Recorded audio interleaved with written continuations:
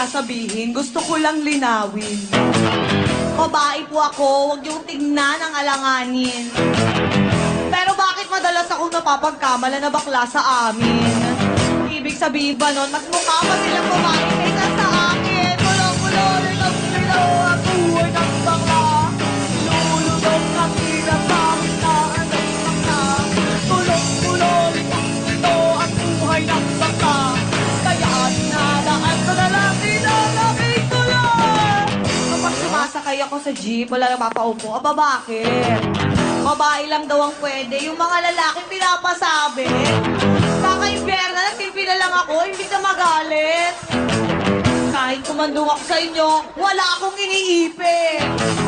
Sa MRT, ubos naman kapag rush hour, siksikan. Yung ibang lalaki, sa akin nakikipag-git-gitan. Akala kasi nila, hindi ako nasasaktan. Mukha daw akong bakla na puro panig lang sa katawan. Tulong-tulong, ito ang buhay ng bakla. Tulong ang hirap sa akin ng bakla. Tulong-tulong, ito ang buhay ng bakla. Kaya hinanaan ko na lang dito, nakito lang. Ano bang nasight nila? Yung harot ko, tsaka gaslaw. Kaya nagbubuka akong dingga sa inyong mga pananaw. Inookra yung mga boylet, lahat sila umaayaw.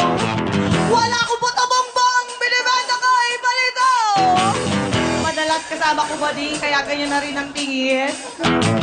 Pero isa ako dalagang Pilipina, kahit bali-balik na rin. Parang bading lang sa palabas, pero sa loob, girl pa rin.